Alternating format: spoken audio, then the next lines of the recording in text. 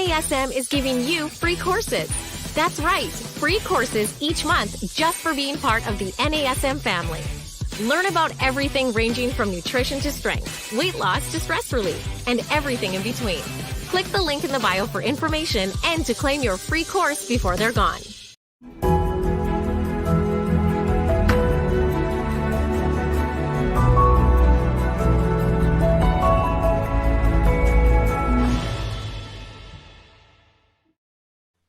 Hey everyone, welcome to our Strong Mind, Strong Body podcast. I'm your host, Angie Miller, and today we are going to talk about wellness because it's Wellness Month at NASM. And we've got some great, just quick 5-minute down and dirty tips to get you well. So we're going to give you a smorgasbord. You know, it's fun to go to a smorgasbord of food, but it's also fun to have a smorgasbord of wellness tips. So today on the show, I have a good friend and also a peer in the space, and her name is Mallory Fox, Dr. Mallory Fox. And Mallory is an NASM Master Trainer, and she's also a movement specialist from Scottsdale, Arizona, where I used to live. And we just talked about that. She lives very close to where I used to live. I'm excited to have Mallory back on the show. So Mallory, I'm going to turn it over to you and give you a minute to say hello.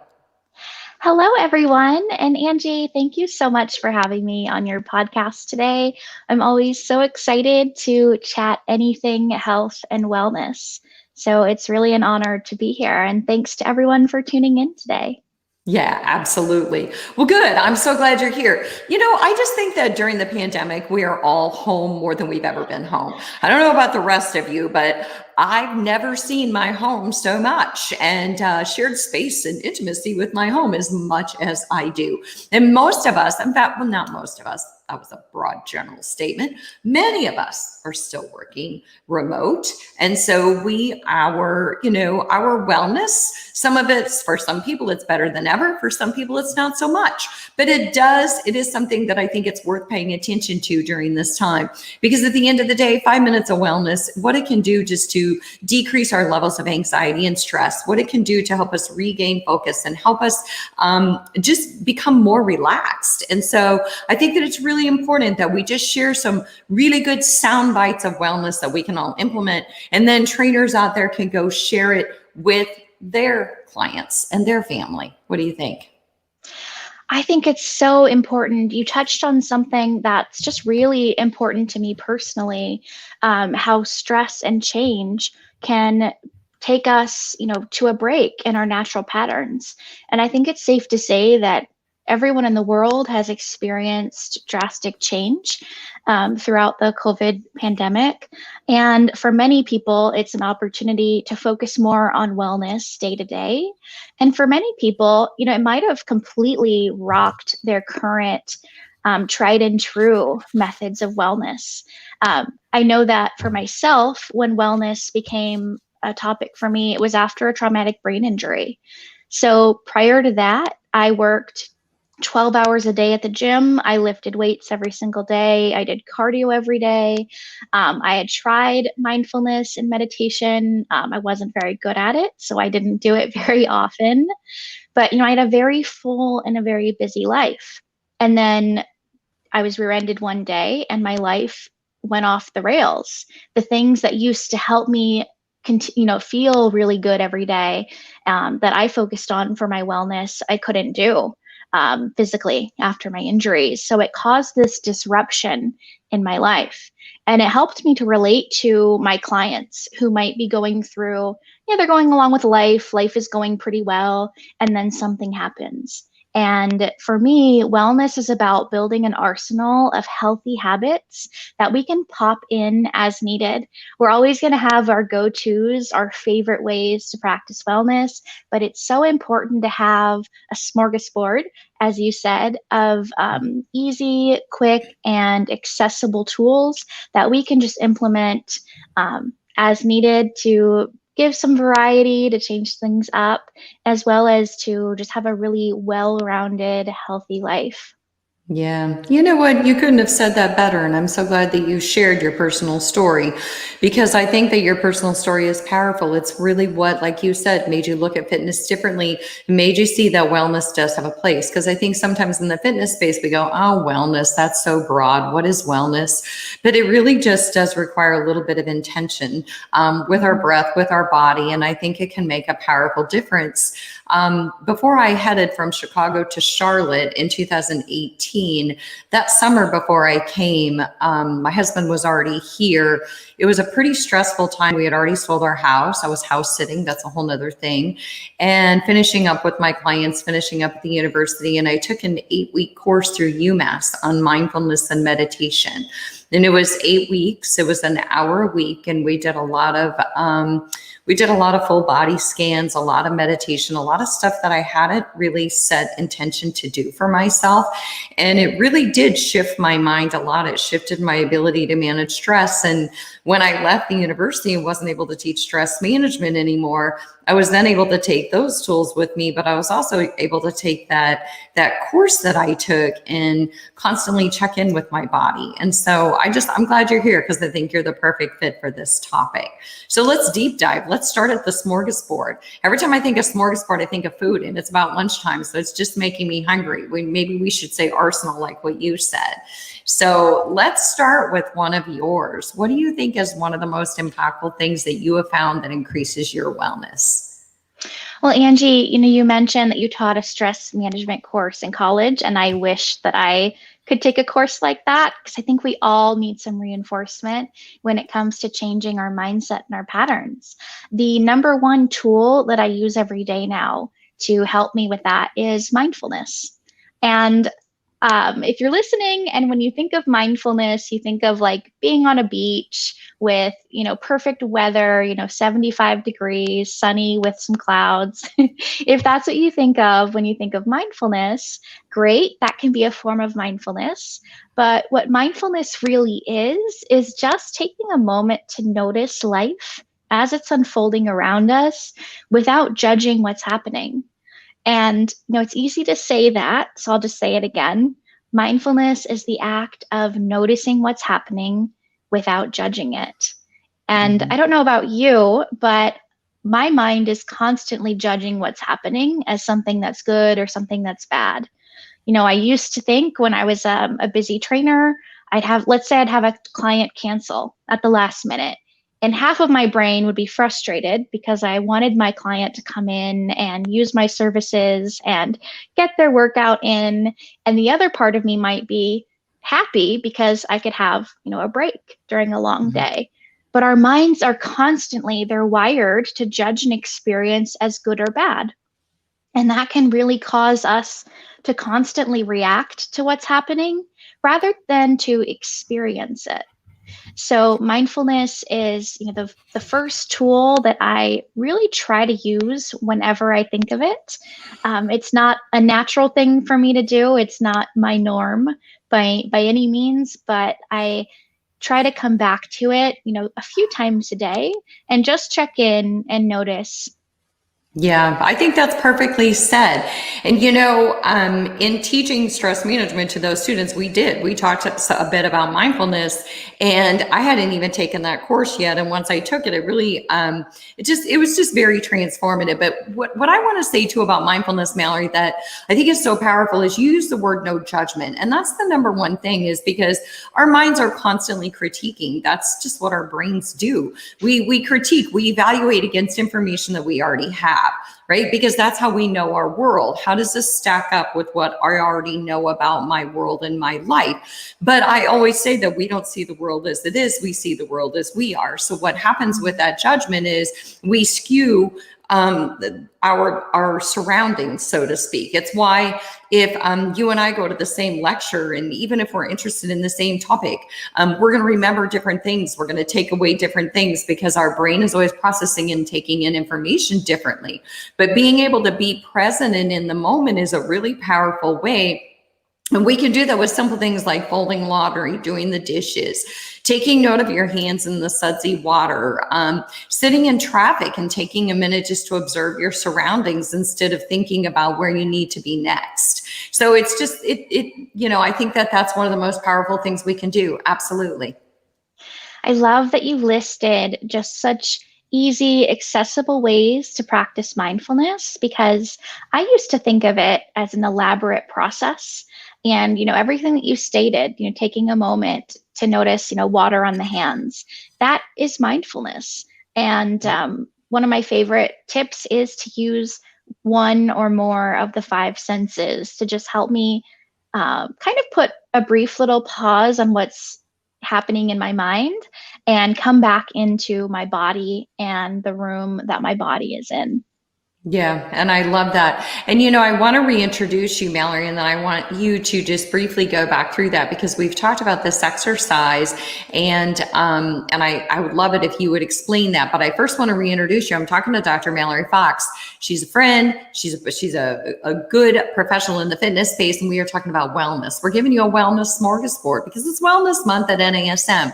We're just talking about 5-minute quick and dirty tips that you can add to your day just to make yourself feel better. So can you go through the 5, 4, 3, 2, 1 that you've talked about with the 5 senses? Sure. Yeah, this is one of the wellness tips that I try to practice every single day. It's a mindfulness exercise. And as long as I can remember my 5 senses, I can do this exercise. So 5, you would notice 5 things in the space that you're in that you see with your eyes.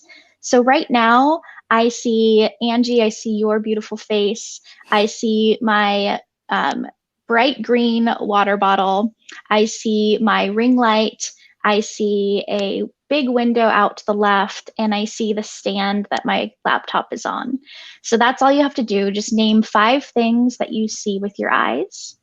The next one, number 4, is you notice 4 things that you feel your body touching. So right here, I'm feeling my feet pressing into the ground. I feel the support of my seat under my hips.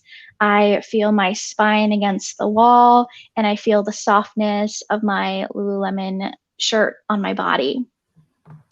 The next piece is 3. You would just name 3 things that you hear. So I hear the sound of my own voice. I hear the fan up above me, moving air through the room, and I just heard like a rustle of paper. The next thing is going to be to name 2 things that you smell. So this is usually, I have allergies. I'll usually have to take a deep breath in and really try to find something to smell. So I smell my hair conditioner, and I smell I guess I would say maybe stale air up here in this room where I'm recording the podcast. And right there, I was really tempted to judge myself before I said it out loud. Like, I'm about to just say that I have stale air in this bedroom of my home. So again, there's no perfect outcome with mindfulness. It's just noticing what's happening, and I can catch it and kind of let it go. The final piece, the 1, is to notice one thing that you taste. So I had some coffee right before we started this podcast, and I still taste coffee in my mouth. So that's the 5. It's 5 things that you see with your eyes, 4 things that you feel making contact with your body, 3 things that you hear, 2 things that you smell, and 1 thing that you taste. And I love to finish that exercise by just taking a few deep breaths and trying to notice whatever I notice in that moment. Yeah, I love that. And I'm glad you went over it. I did an Instagram reel on that recently, and it doesn't exist if it's not on Instagram. So there you go. It's official now. So I'm really glad you went over that. Thank you for doing that. And it's funny. You're like, I hear paper rustling. I'm like, Mallory, that was me. So, okay. So let's keep going then. Thank you so much for sharing that, because mindfulness is simple. It does not need to be complicated. Just pay attention to what you're paying attention to. Be in the moment, whether you're driving, doing dishes, doing laundry, or doing your 5 senses. So let's move on and talk about some more things. So I was looking up some weird ways that we can tap into our wellness. Literally, that was the title of one of the articles, and some of the information that I was looking up. And one of the things that's always mentioned in everything you read about wellness is spend time with your pets. And I have to tell you, if you have a pet out there, I have a cat and a dog. I have little Louie and little Bodie. And you know what? They are more high maintenance than kids ever were, but they are also completely lovable, and they are completely just offer unconditional love. So one of the things, pets help with loneliness. Why do you think? Hey, if it ever was tried and true, it was during the pandemic. What did they say? That you couldn't even find cats and dogs anymore. The shelters were empty because a lot of people got COVID puppies and COVID kitties, because pets help you. They help to appease loneliness. They help us to be able to cope better. They help us to give we give ourselves fully to our animals, just like we did with our kids. And so anytime that we are doing good for others, we feel better, right? It's so true. I'm the proud mom of 2 fur babies, 2 puppies, and I'm feeling a little sad right now. When I do a podcast, I have to lock the door. I have to put a baby gate up so that they don't come up and turn off my laptop or bark really loudly. But they're the light of my life, and being around them more throughout the last year and a half has by far just been my favorite part of the last year and a half, getting to spend time with my dogs. Oh, yeah. I mean, they talk about how a lot of puppies are going to have a lot of anxiety when we go back to work because they are not used to being separated from us. I mean, mine has anxiety if I go to the mailbox. So we're going to have a problem someday. But, even if you don't have an animal, my daughter just moved to a new city and she's new and she's kind of lonely. And she's looking for a kitty. And she went to the pet shelter the other night and came home, and I talked to her an hour later, and she was a completely different human being. She was laughing. She was telling me stories about the animals. And I was like, there it is. Even if we just pet someone else's animal or we go spend some time in a shelter. But the other one that I want to talk about that I think, besides spending time with your pets, and then I'm going to have you share another one of yours, Mallory, because I think you've got some amazing tips to wellness. And one of them is journaling. And this is one of the number one things that I encourage my students to do. And I would even give them extra credit if they would engage in journaling for a period of time, just to prove its tried and true effectiveness. And for me, I've been a journaler my entire life. And so it is a really profound way for me to get what's in here out of my head and onto paper so that I can process it differently. And a lot of times for me, it's when I'm in the most amount of strong emotion and it feels uncomfortable. I open up the notes on my phone and I just purge into this note on my phone and I get it all out. And then I no longer am wearing it and covering myself with the muck because I gave it a place to go. I can always look back on it and process it and really look at it and be like, Angie, are you really sure that, because I can see it differently with a little bit of space between the situation. So I think journaling, it really helps us to get in touch with our fears, help to evaluate our value system, our priorities, our emotions. I don't know. Are you a journaler, Mallory? I'm filing away your tip to pull out your notes app and get everything out because I desperately need to do that. I always feel better when I journal, but I'm not in the habit of journaling.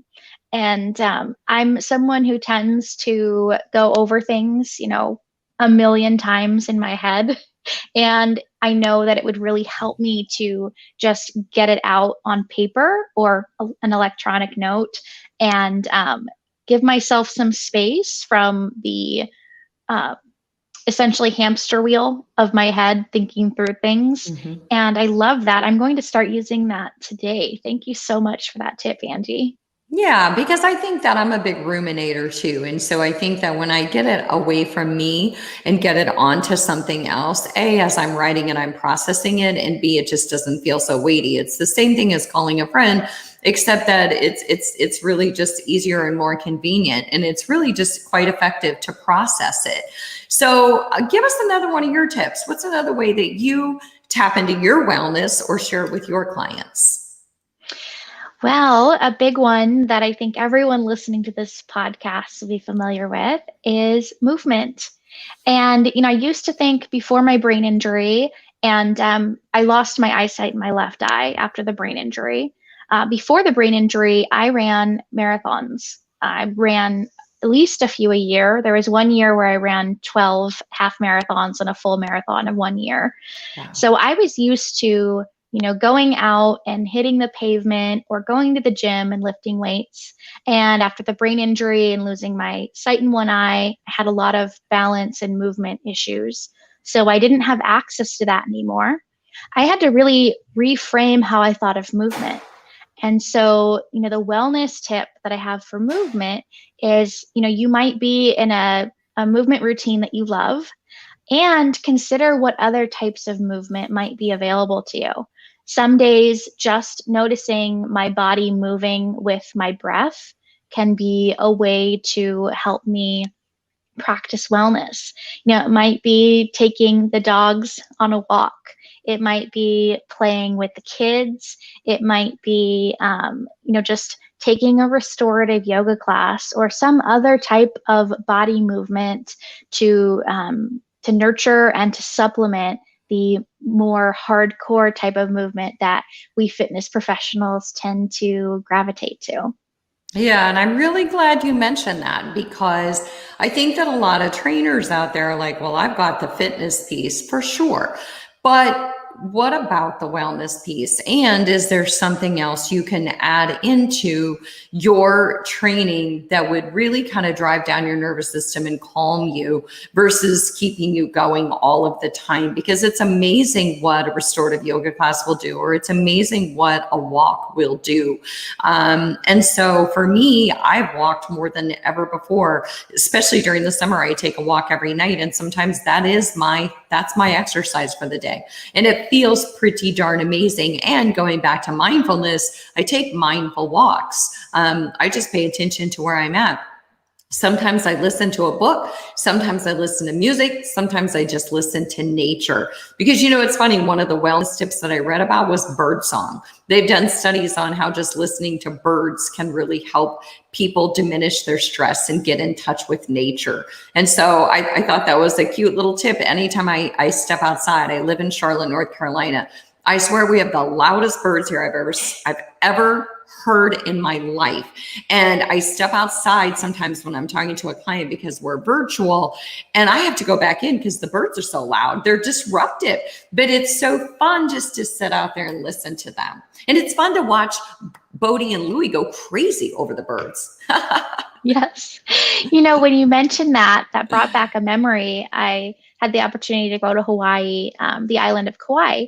And if anyone who's listening has ever traveled there, you might remember that chickens are everywhere. And, we'd keep the windows open all night. And around 3:00 in the morning, I would hear the birds, the chickens waking up. And it was a really, really wonderful way to wake up. I woke up every morning just feeling, even though it was 3:00 when the birds would start singing, I woke up every morning feeling really relaxed and refreshed. And you sharing that tip about listening to the birds just kind of helped me remember that. And it's like, oh, that makes sense. Yeah, it really does. Think about it. If you're walking at night, I love listening to the birds, but I love the crickets. I grew up in Iowa, so listening to the crickets is like my favorite thing in the world to listen to. I can go walk all night long and just listen to the crickets. I think that's an amazing sound. And people are like, crickets? But I think it's pretty cool. So it just always reminds me of summer nights, and who doesn't love summer nights, right? So, yeah. And, the whole mindfulness thing, like we said, that can be done during movement. Like you said, you can walk with mindful movement. You can do any kind of restorative yoga, just paying attention to your breath and your body in the moment. So another one in line with what we're talking about is just taking a virtual health retreat. I host a virtual health retreat for midlife women. They're everywhere. Everyone's hosting retreats. You can go to, a spa in the Himalayas, but not have to go to a spa in the Himalayas. You can see Bali without having to go to Bali. There's so many virtual retreats now, and ones that will really help you tap into your wellness. So even if you do a 4-hour retreat, like the one that I host, which is a very short retreat, some of them are full weekend long. But I think that tapping into a virtual retreat would be a really, really good way to improve your wellness, because right now we're home and we can, right? Yes. And I can personally attest, I attended your virtual retreat, Angie, and it was the best gift that I've given myself this year. just setting aside that time, and I'll share some tips of what I did for anyone who's interested in attending a virtual retreat. I set the time completely aside. So I made sure that people knew I would not be available. It's really hard for me sometimes to take time for myself. If you're listening and you relate, you're not alone. And so what I did is I scheduled out that time. I let my husband know I wouldn't be available to help with any of the little emergencies that come up day to day. And I just really made the intention to like fully immerse myself as if I were physically at a retreat center. And Angie, your retreat was just fantastic. And it really helped me to get clear on a few things in my life. So I highly recommend attending a virtual retreat. Yes, I do too. And if I could find one in Bali and just not have to go to Bali, I would be all there. But I want to reintroduce you. I'm talking to Dr. Mallory Fox. She is just a vault of information, and she is an NASM Master Instructor. She is also a Doctor of Health Sciences. She's a wellness specialist, and we're talking about wellness. We're talking about just simple down and dirty tips, a smorgasbord of wellness tips that you can add to your everyday life. So if you're just tuning in, hit the rewind button and come back and listen to some of our tips, because Mallory did a great mindfulness exercise. We are talking about the breath. We're talking about journaling. We're talking about taking a virtual retreat. I want to name one. Here we go. How about talk to yourself? I know there's research out there that says that if you talk to yourself, it makes you feel better. And I'm a big one on talking to myself. So I find myself quite entertaining. I walk around and talk to myself. It helps me process. Does anybody else out there talk to themselves? Do you talk to yourself, Mallory? I do. And actually, one of the things that mindfulness has helped me realize is my self-talk helping me, or is my self-talk hurting me? Yes. So I love that you brought that up, because we all talk to ourselves, whether we know that we do or whether we aren't aware that we do. It's that little voice that, might be telling you that you need to, work a little bit harder in the gym. It's that little voice that might be kind of pulling you down when you're already struggling. I know that for me, I had a lot of negative self-talk prior to my accident. And actually, as I was recovering from my accident, that little voice that would compare the new me to the old me. And so I think it's really important to notice self-talk. And then, one tip, and I'll say this too, negative self-talk is very common. The brain is much more likely to have a negative thought versus a positive thought. One of the tips that I like to share with people when you notice an automatic negative thought is to find an affirmation or a way to positively encourage yourself. It can be a really powerful tool as relates to the mindset. I can't, I couldn't have said that better. And I'm really glad you talked about that, because you're absolutely spot on. We talk to ourselves whether we know it or not. All day long, we have inner dialogue that goes on.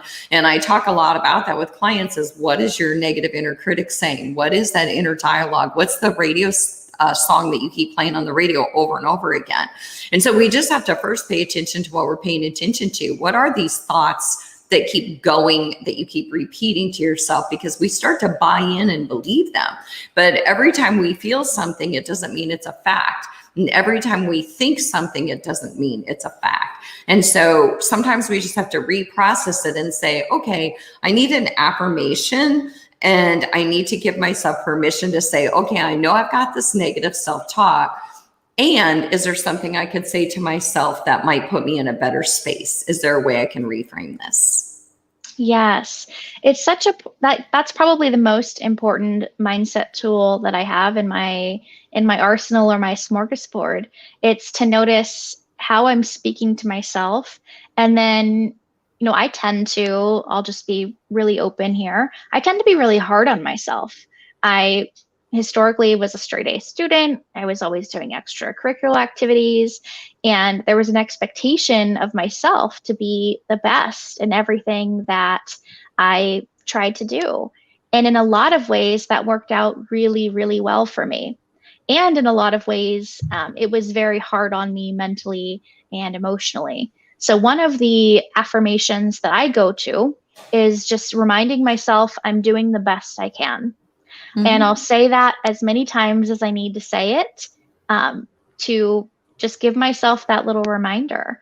And an affirmation is as simple as saying, I am, and then filling in the blank with however you want to show up at that moment. So it just needs to be said in the first person, like it's happening right now. And there's no right way to make an affirmation. It's just kind of giving yourself whatever encouragement, support, or compassion that you might need at that moment.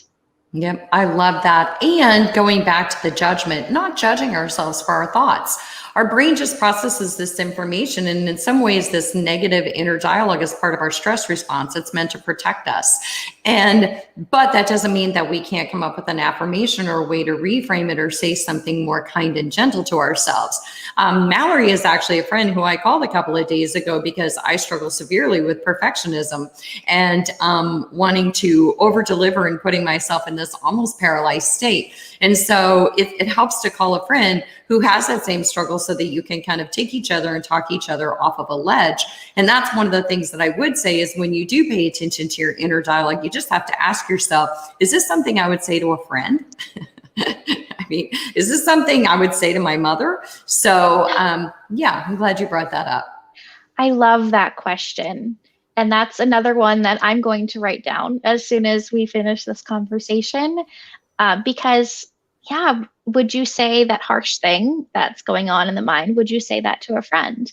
And there are many things I say to myself that I would not say to a friend, that I would not even think about a friend. So thank you. That's such a great little prompt that can help interrupt the negative thought patterns and redirect the mental energy. Absolutely. So Mallory, let's keep going with our smorgasbord of wellness. We've got a few more we want to get in here. And one of them is declutter. And I've talked about this. This is a big one that I taught when I taught stress management. And I abide by this. If you want to hire me to come declutter your home, I would do it for free. It makes me that excited. I love to declutter. I love to clear stuff out. So you will find I'm a minimalist until it comes to clothes. Let's not go there. But I don't like to keep a lot of stuff around. Okay. And so declutter, live with less. If not live with less, then make sure your space is clean so that your brain has time to think, before I end the day, I always have to clean off my desk. I have to do my dishes before I go to bed. My pillows have to be straightened. I don't want to wake up to yesterday's mess, but decluttering is massive. How about you? Are you a collector or a declutterer, Mallory? I am a collector. And my husband is a declutterer. So we actually have this conversation in our home a lot. And I really admire people who naturally love to declutter. I don't. And so that's an area that I am looking to grow in. I know that when my space is clean, I, do feel better.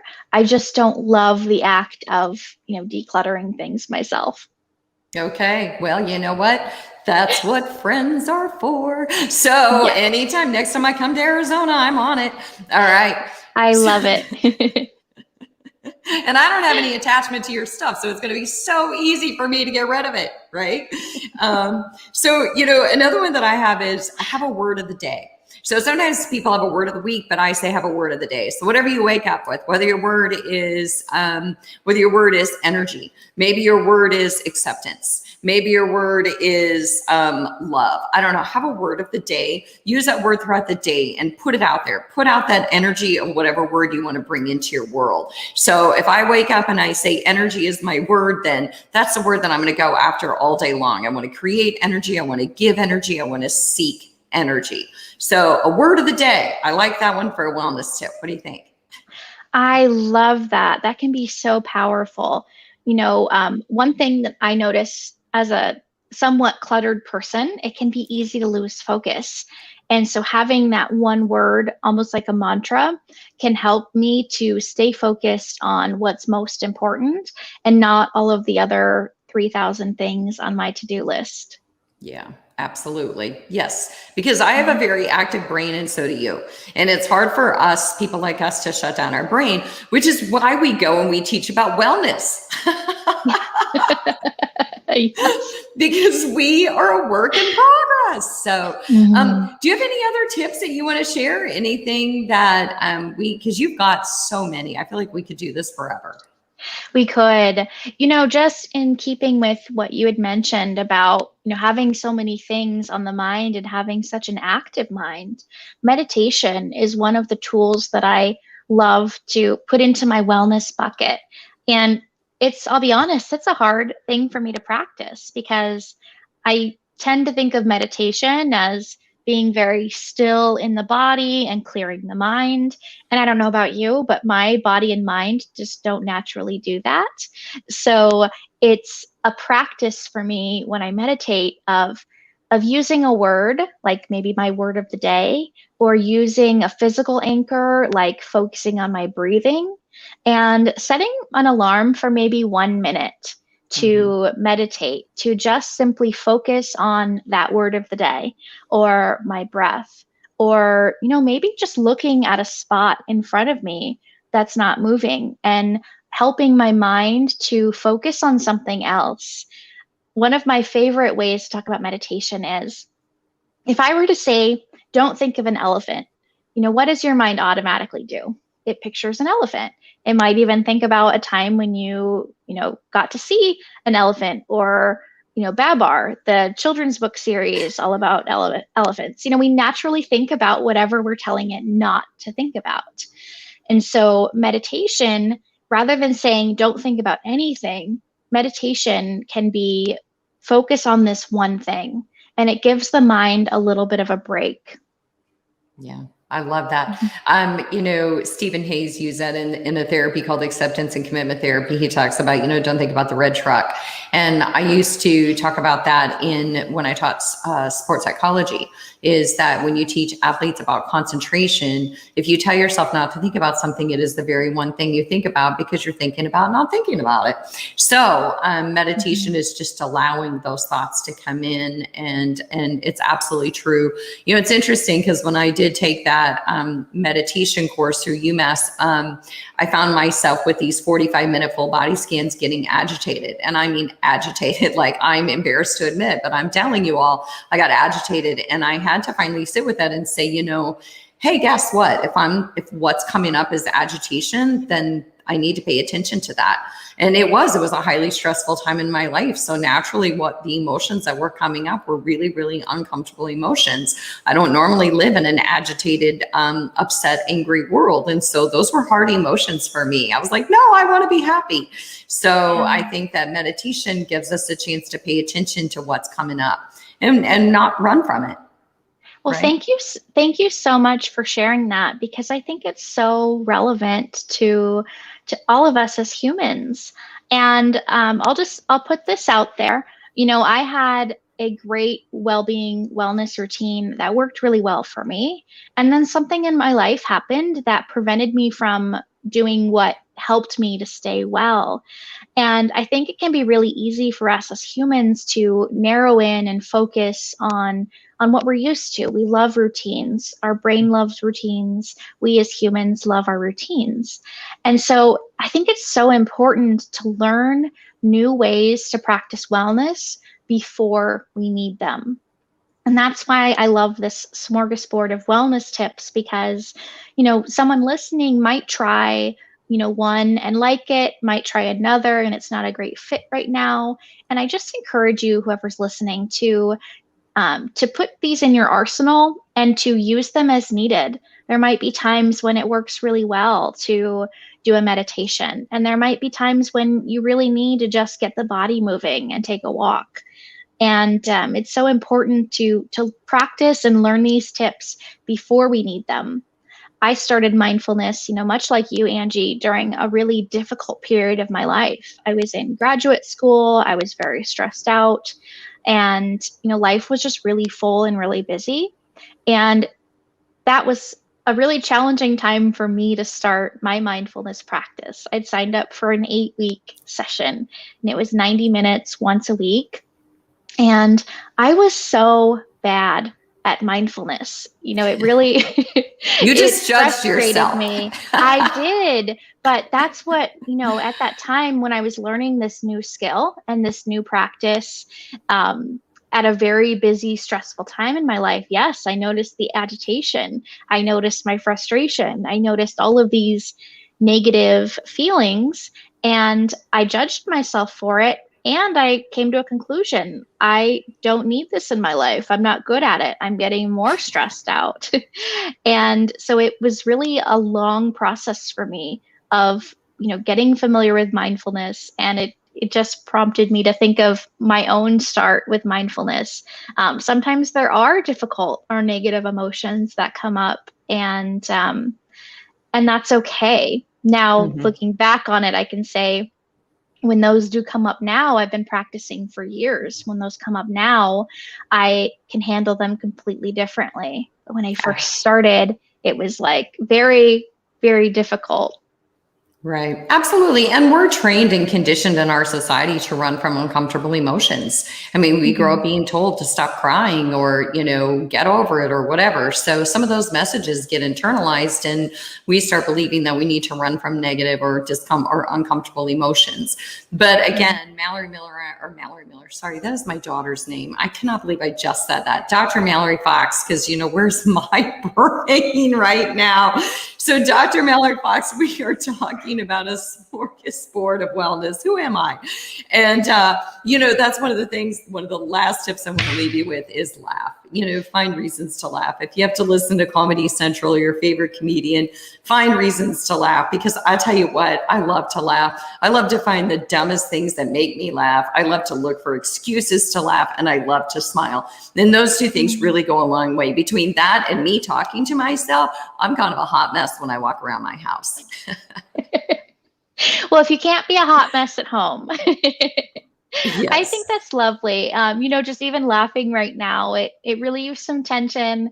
I get a little nervous when I speak in public, so it helped me feel less nervous. Laughing is such a beautiful tool to help Yeah. with wellness and a happy life. Yeah, I think so too. Mm. So, you know what, Mallory Fox, thank you so much for being on. Thank you for talking about the smorgasbord of wellness.